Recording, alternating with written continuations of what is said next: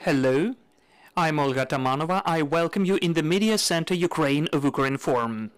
This is the 9th year of the war, and today we have the 217th day since the beginning of the full-scale invasion of the Russian aggressor to our land, and I thank all the representatives of the media who are telling the truth about heroic resistance of Ukrainian people and our fight for freedom for the world.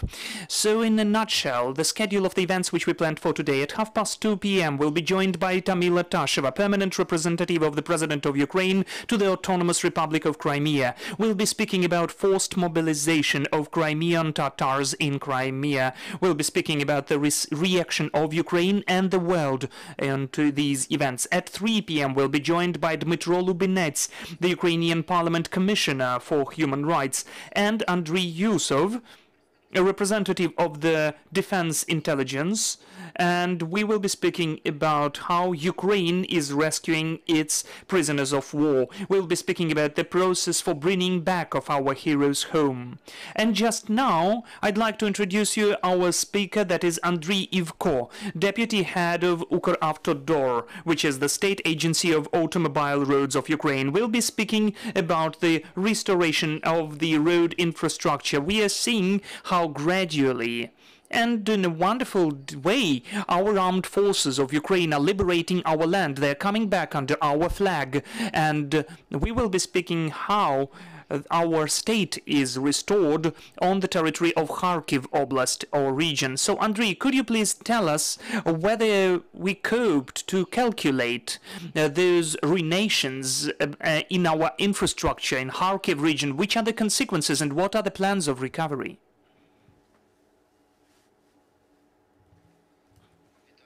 Hello, everybody. Good day to you. I thank you for the invitation.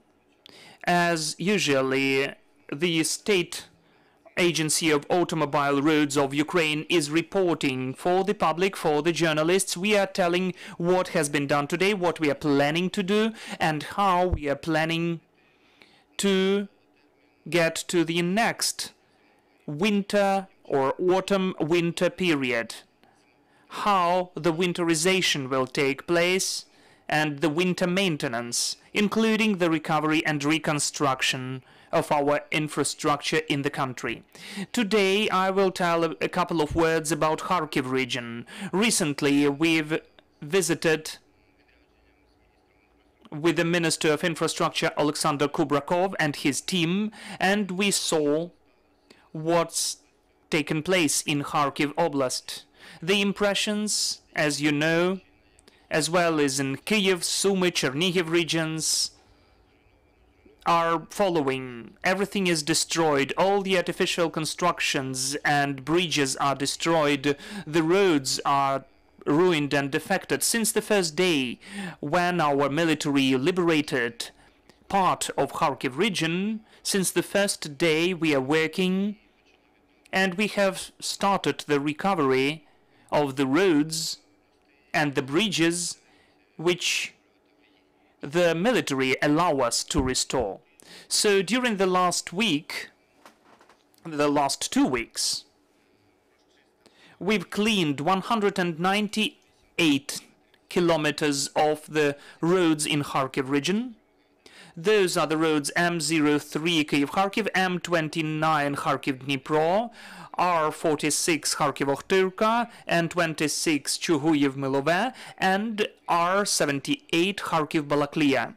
So now we are cooperating with the local residents and communities and hromadas for the roads of state significance and local roads to provide the works on the cleansing of the roads and streets. As for the ruining and destroyed bridges, we calculated 23 artificial constructions which were destroyed. At 5 of them we've created temporary transits, and at 3 of them we are working on the recovery. So we are creating temporary detours and temporary bridges. If we're speaking about the money, we may say today that in Kharkiv region altogether, that is, the losses are about 46 billion hryvnia, 25 of them at the deoccupied territories in September. I mean the territory of Kharkiv region. Altogether, in Kharkiv region, the information was mentioned above, and I will tell what is happening in the whole country in the road maintenance. We have restored and cleansed 1,162 kilometers of roads, the roads of state significance. We also restored the connection and introduced or established temporary transits at the 54 bridges. And now we are cooperating with our international partners. That is the Czech Republic, who gave us 4 metallic bridges.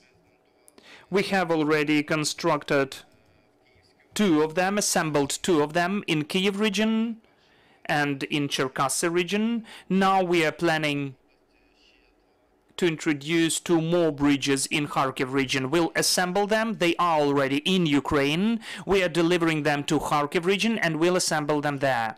As for France, we are communicating with the representatives of France, and 3 artificial constructions are ready there already.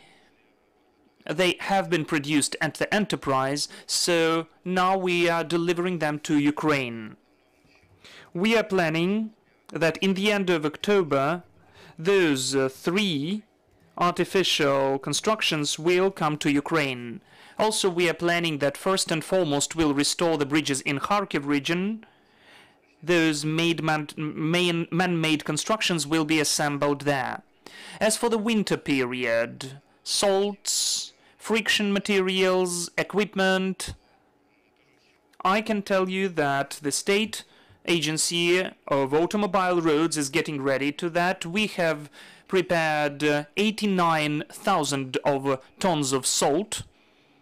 The planned need is 273, so we've prepared more than 35% so far. In October, we'll prepare 60%.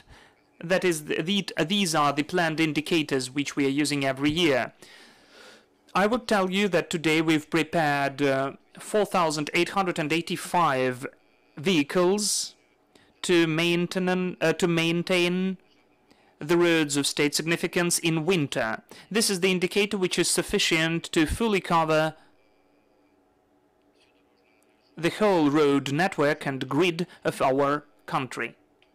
So, the staff, the qualified employees who have already been involved before that for the winter maintenance are available now. We are again cooperating with our international partners.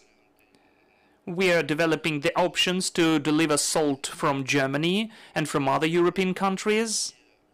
And then we have some plans to involve our salt, which will be produced and manufactured in the western part of our country. And we are planning that this process will be finalized during the following 2 months. I would say that that's it about those issues.